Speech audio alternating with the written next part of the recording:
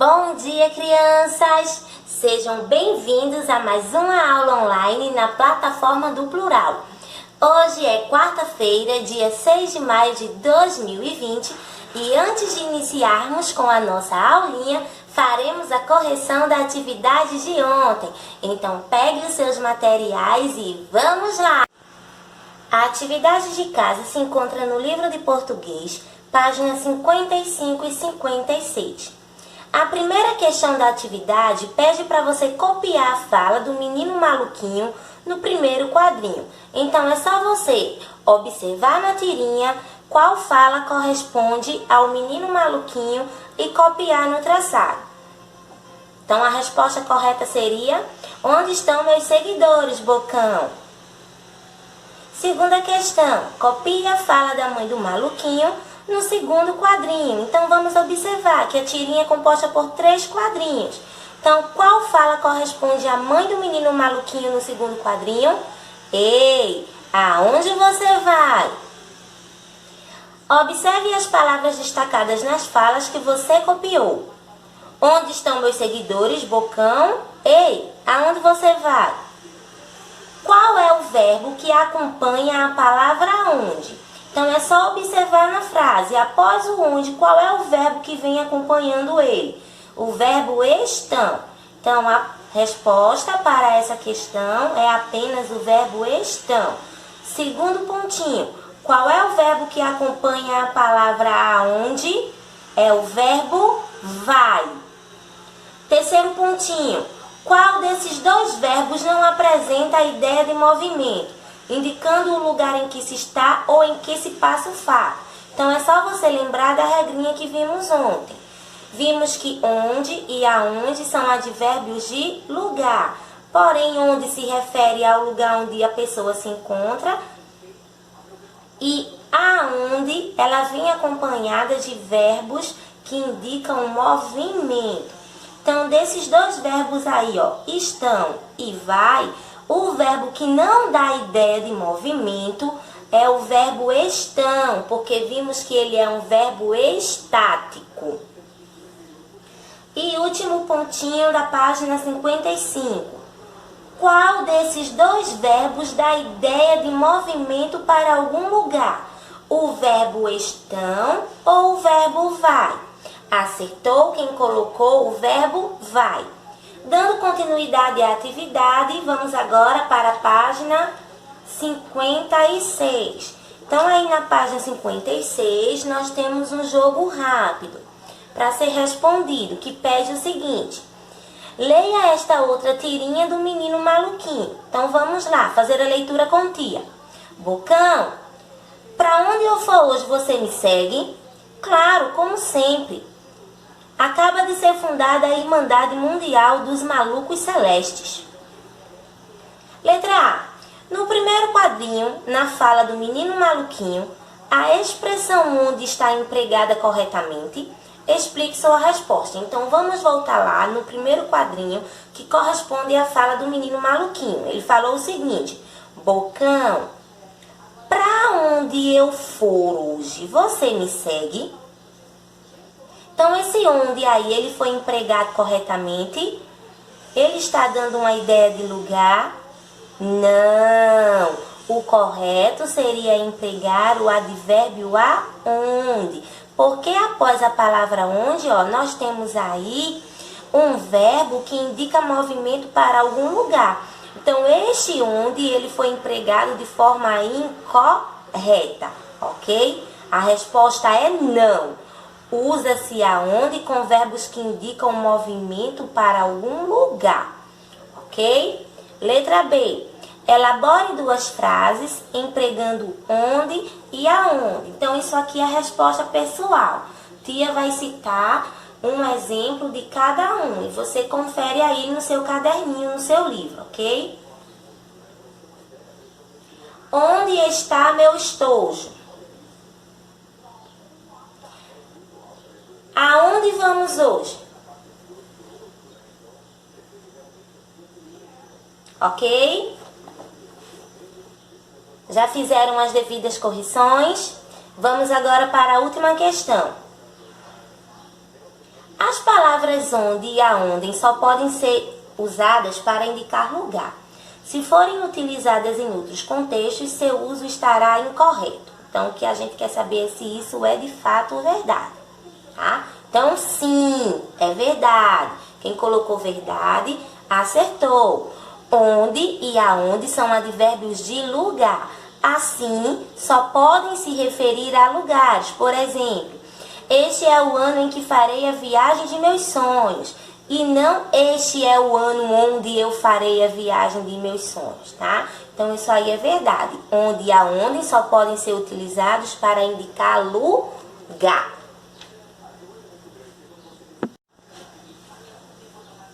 Agora que já realizamos a correção, você já conferiu suas respostas, já fez as devidas alterações, daremos início à nossa aulinha de hoje, que será na disciplina de matemática. Lembrando que, para você compreender os conteúdos propostos na videoaula, você precisa prestar bastante atenção. Como vocês já sabem, esta semana estamos vivenciando o Dia das Mães, que em nosso calendário é comemorado no segundo domingo de maio. Então vamos dar início à nossa aulinha com a leitura do texto Mãe é uma só. Vamos ler junto com tia? Mãe é uma só. Estamos na segunda semana do mês de maio. Na escola, todos se preparam para comemorar o Dia das Mães. A turminha da segunda série resolveu pintar um vaso de cerâmica para dar de presente às mamães. Durante o horário de educação física, todos ensaiam para as apresentações. Tantas estrelas no céu brilhando, tantas coxinhas rolando no mar. Mãezinha, só uma eu tenho para amar.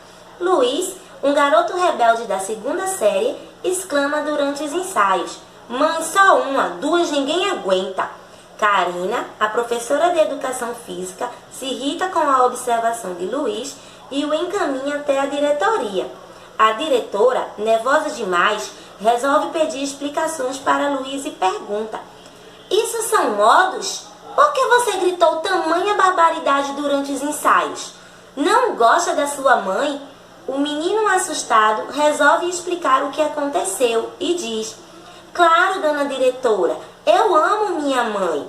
Só que eu acho mesmo é que duas mães acabariam me deixando louco.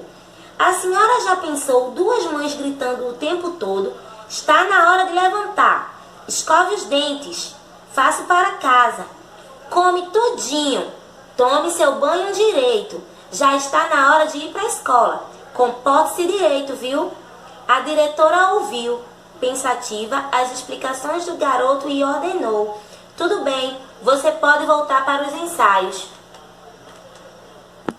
Como podemos observar no texto que acabamos de ler, as mães, elas são uma só. Isto porque, além de nos amar e proteger, elas também nos fazem crescer com seus conselhos e orientações, que muitas vezes nos deixa chateados, como o garotinho da história, o Luiz, só que elas só fazem isso para o nosso bem, para que nos tornemos seres humanos melhores.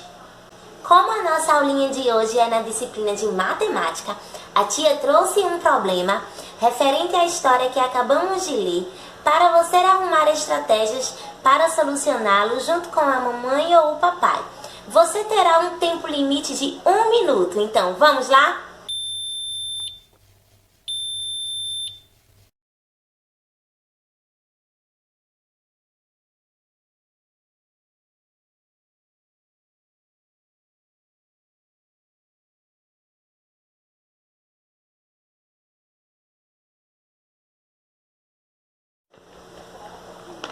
E aí, conseguiram?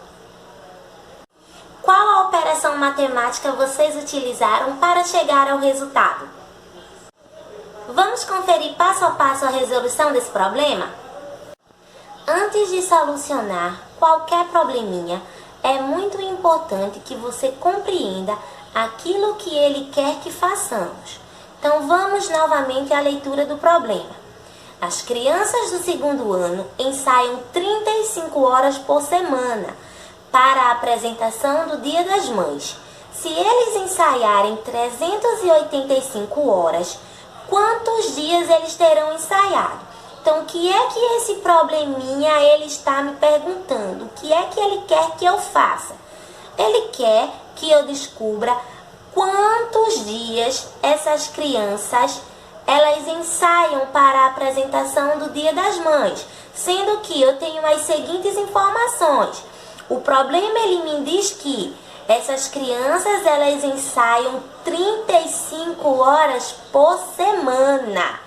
Se elas ensaiam 35 horas por semana, turma, quantas horas elas ensaiam em cada dia da semana? Qual a operação matemática devemos estar utilizando para solucionar este probleminha? Então vamos lá, turma. Como o problema ele quer saber quantos dias as crianças ensaiarão, se elas conseguirem obter uma carga horária de 385 horas, e o problema me informa que elas ensaiam 35 horas por semana, a primeira coisa que eu tenho que saber é quantas horas essas crianças elas ensaiam por dia. Então, o que é que eu vou estar fazendo? Eu irei fazer uma tabela com os dias da semana e irei fazer a distribuição das horas para esses dias. Então, vejam que são 35 horas que eles ensaiam por semana.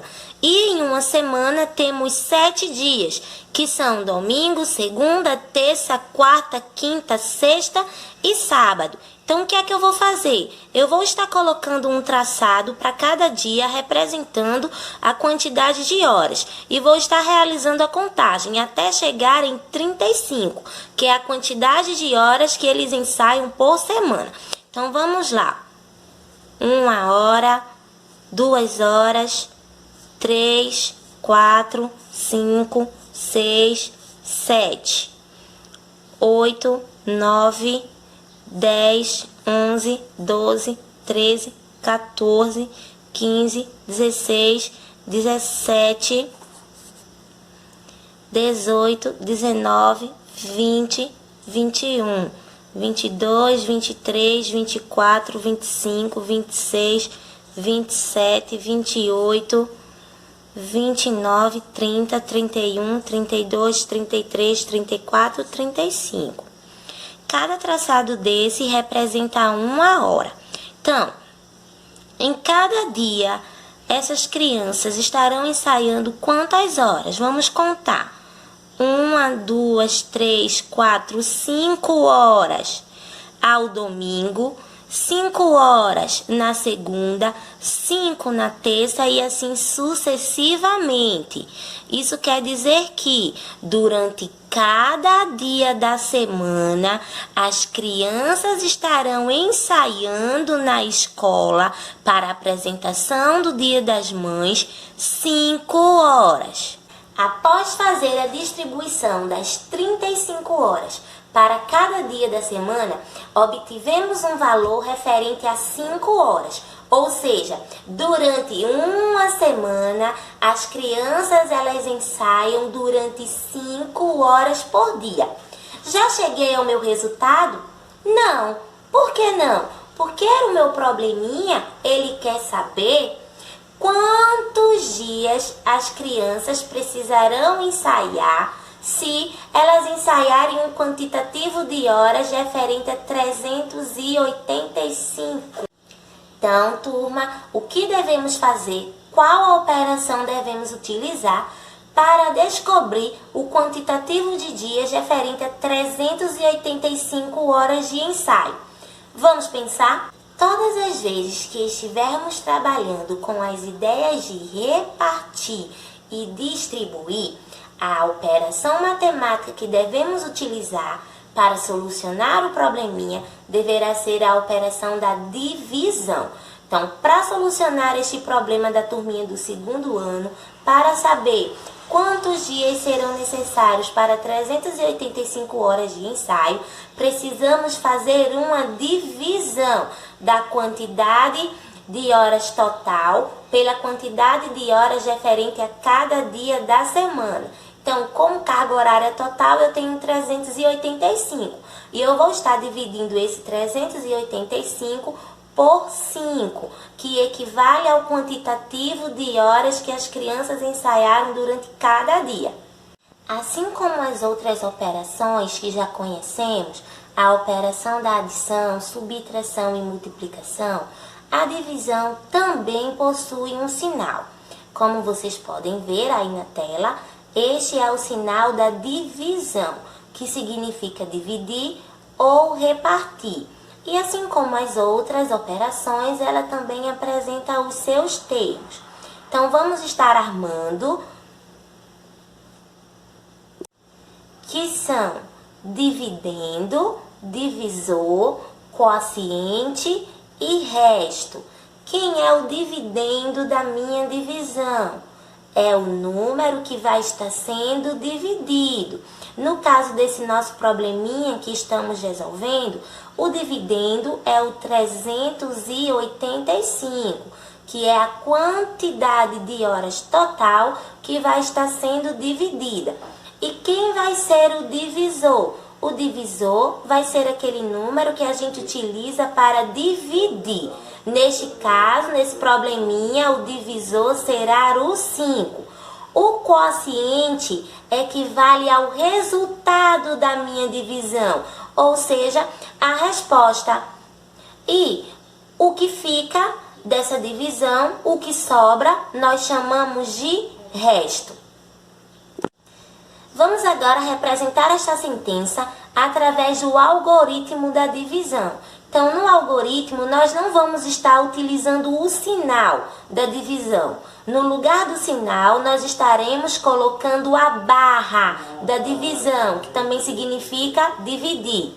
Então, vejam que o número que vai ficar em cima da barra vai ser sempre o divisor. E quem vai ser o divisor, turma? Vai ser aquele número que a gente vai estar utilizando para dividir o dividendo, que neste caso aí é 385. Então, vejam que o número 385, ele é formado por 3 algarismos. Quando eu for realizar a divisão, eu não vou precisar pegar os 3 algarismos de uma só vez. Nós vamos iniciar do algarismo que se encontra na frente, que é, no caso, o algarismo 3. E vamos ver se ele pode ou não ser dividido pelo meu divisor, que nesse caso aí é o 5. Então, vejam que 3, ele é menor do que 5. Se ele é menor do que 5, eu não vou poder dividir. Porque como é que eu vou ter 3 canetinhas para dividir para 5 pessoas? Não é possível realizar a divisão. Então, nesse caso, eu vou pegar o primeiro algarismo e juntar com o segundo. Então, eu tenho 3 e o 8, que vai formar o número 38. 38 é maior ou menor do que 5? É maior. Então, nesse caso, ó, eu posso dividir. Então, eu vou estar dividindo 38 por 5. Eu ainda posso fazer o seguinte. Eu tenho, em 38, eu tenho 5. Quantas vezes? Eu posso estar fazendo uma contagem de 5 em 5 para chegar em 38 ou próximo de 38. O que não vai poder acontecer? Eu não vou poder passar desse valor, porque senão a minha divisão ela vai ficar errada. Então, vamos realizar a contagem de 5 em 5. 5, 10, 15, 20, 25, 30, 35. Se eu coloco mais 5, eu vou obter o resultado referente a 40. E quem era o meu dividendo? Quem é o meu número que está aí para ser dividido? É o 38. Então, eu vou permanecer em 35, tá? Para chegar em 35, precisamos utilizar o 5 quantas vezes? Precisamos utilizar o 5 7 vezes. Isso significa aqui, turma, 38 dividido por 5 é igual a 7. Aí eu vou colocar, ó, o 7, que foi o resultado da minha divisão, embaixo da barra, ok? E agora eu vou estar utilizando a operação inversa da divisão. Quem é a operação inversa da divisão? É a multiplicação. Então, eu vou multiplicar 7 vezes de 5. Quanto é 7 vezes de 5? É 35. Eu vou colocar esse 35 abaixo do número que eu dividi, que foi o 38. E agora eu vou estar realizando uma subtração para saber qual é a diferença entre esses dois números. Então, eu tenho 5 para chegar em 8, falta quanto? Falta 3. E eu tenho 3 para chegar em 3, não resta nada. Vejam que lá no dividendo eu ainda tenho um algarismo para ser dividido. Então, a minha divisão ela ainda não acabou. Eu vou precisar descer esse algarismo para o resultado da subtração que eu acabei de fazer. Ó. Eu vou descer o 5 para juntinho do 3, que vai estar formando o número 35. E agora nós vamos dividir o 35 por 5, que já vimos que dá 7. O que é que eu vou fazer agora? A operação inversa novamente. 7 vezes de 5 é 35. Qual foi o número que eu dividi? O 35. Então, eu vou estar colocando esse 35 abaixo do 35 e realizando a divisão. 5 menos 5, 0. 3 menos 3, 0. O que não posso esquecer? Eu não posso esquecer de conferir se lá em cima no meu dividendo ainda tem algarismos para ser dividido. Então, vejam que lá em cima não tem mais nenhum algarismo para eu dividir. Então, isso significa que a minha divisão encerra por aqui. Então, o que é que eu vou fazer? Eu vou fechar isso aqui com parêntese. E isso aqui eu vou estar chamando de resto. Quem é o resto da minha divisão? É 0. Quando a minha divisão ela tem o resto igual a 0, eu vou dizer que a minha divisão ela é uma divisão exata. E quem é o meu quociente? O meu quociente é 77. 385 dividido por 5 dá igual a 77. Daí agora, ó, eu já tenho uma resposta. Se eles ensaiarem 385 horas, quantos dias eles terão ensaiado? Eles terão ensaiado durante 77 dias. Vejam aqui, turma.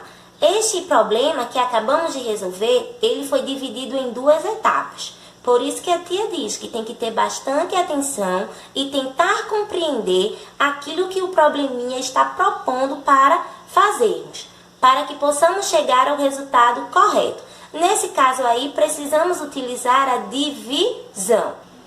É importante continuar treinando em casa e também é muito importante estudar a tabuada para que você resolva esses cálculos de uma forma mais rápida, ok? Vamos agora ao para casa?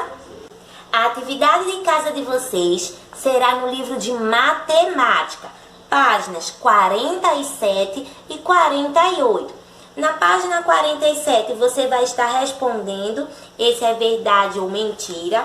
E na página 48 vocês estarão resolvendo as divisões, indicando cada um dos elementos que as compõem e classificando em exatas ou não exatas. Lembrando que uma divisão exata é aquela que tem por resto 0. Se ela não terminar em 0, se ela terminar em qualquer número diferente de 0, 1, 2, 3, 4, 5, ela será uma divisão não exata, ok? Então, você vai estar armando, ó, você vai estar fazendo o algoritmo da divisão aqui. Lembrando que o algoritmo é o cálculo. Se você ainda tiver dúvidas para fazer o cálculo da divisão, você pode voltar o vídeo na explicação para resolver esses cálculos aí. tá? Depois que você tiver feito o cálculo, você vai estar respondendo quem é o dividendo dessa divisão, quem é o divisor, o quociente e o resto. Caprichem na tarefinha, um grande beijo e até amanhã!